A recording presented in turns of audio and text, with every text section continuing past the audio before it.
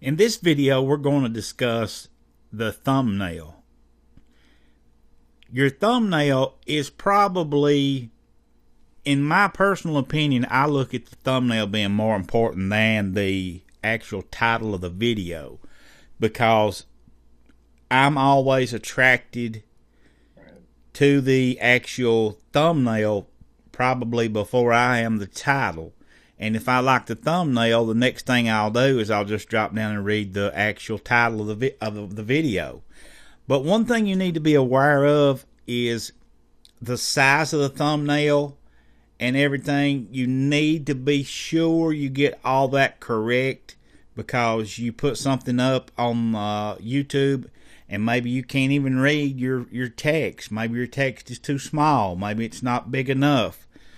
So it's very important that you understand your dimensions of your thumbnail and just exactly where you can place certain things. Like the bottom right corner right here, that's a terrible place to put any important information, because as you can well see, that's where the timestamp is. And you don't want to put anything important there. When I create my thumbnail in Photoshop, I always use the 1280 by 720 dimension, and that's exactly what YouTube recommends the resolution to be, with a minimum width of 640. But if you'll stay with that 120 by 720, your thumbnails are always going to fit perfectly. You won't have those black bars on each side. If you use 640, then they're gonna hit you with those black bars, and I don't like those at all. They look bad, and I was trying to find a thumbnail here that actually had those in it, but as you can see, I don't even see any of those. You don't see many anymore with those black bars on each side, which is good. Maybe YouTube has quit doing that, I'm not real sure about that. But if you'll use 1280 by 720, you won't have any trouble.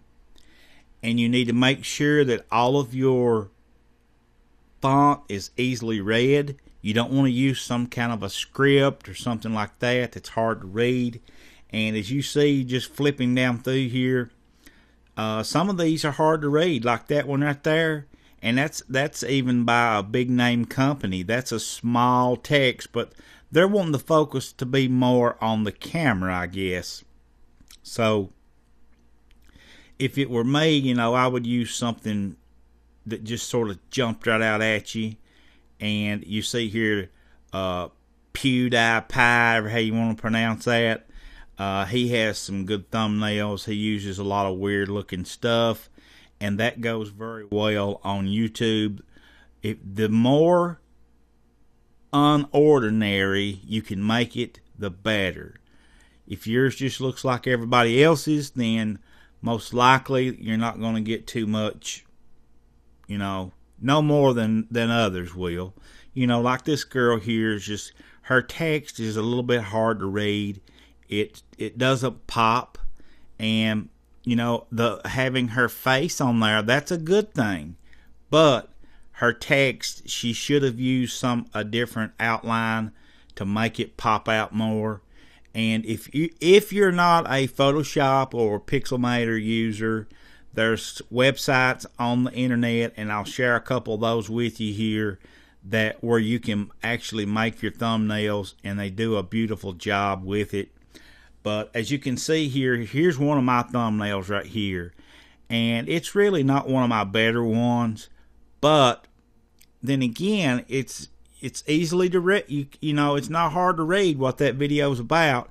And just glancing at it, you're going to know right away that it's about an iPhone. And on top of that, it's going to be a jailbroken iPhone because of the little drill in the corner. And you see, here's what I done. I put my Cydia logo and stuff in this bottom corner, and you see it got the timestamp on top of it, and that's a no-no. And that here I am preaching to you about it, and then I did something I was telling you not to do. But you know, I'm learning as we go through here. I've actually learned. I learn something new about every day. You never get too old to learn, so keep that in mind as you go through here. But we can go in here and look at some of my thumbnails. I'll pull them up so you can see how they look. Right here you go. And as you can see, the yellow ones, I read some research about YouTube's thumbnails, and they said the yellow background received more clicks than any other color. So I've tried to start using more yellow in my thumbnails.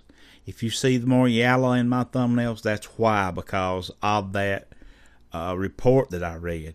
But you can see this thumbnail right here.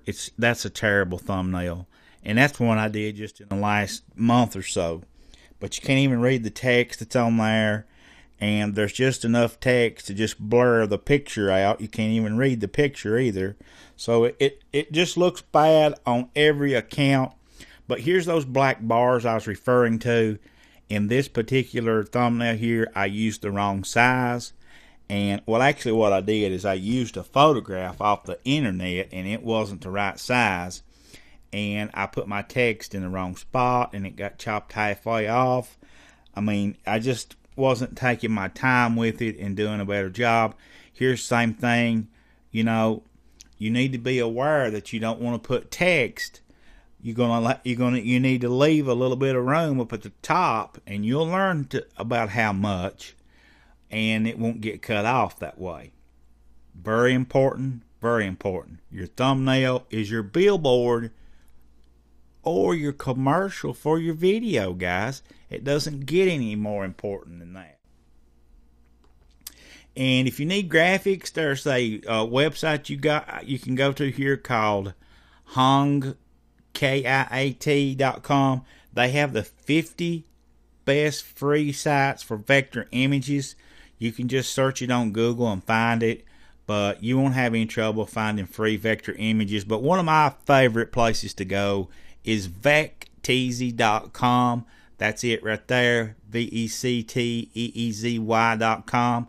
They have a lot of free stuff on there, and you can find about whatever you want just by searching in the search box.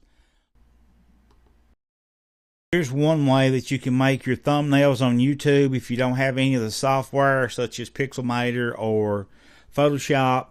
You just come in here to makeathumbnail.com. You add your thumbnail in there, and then you can do all sorts of different things. But personally, I prefer PicMonkey.com for that sort of thing. You can design your own YouTube thumbnails in here, and you don't have any problems at all. So you might want to check this one out, called PicMonkey.com. You can do a lot of things in here with your photographs. You can even touch up digital photographs if you got some problems that you need to touch up, or you want to add some different filters and things like that. This is a very awesome site. Be sure to check it out. But guys, take your thumbnails serious. This is definitely something that can make or break your channel, and they are very, very important.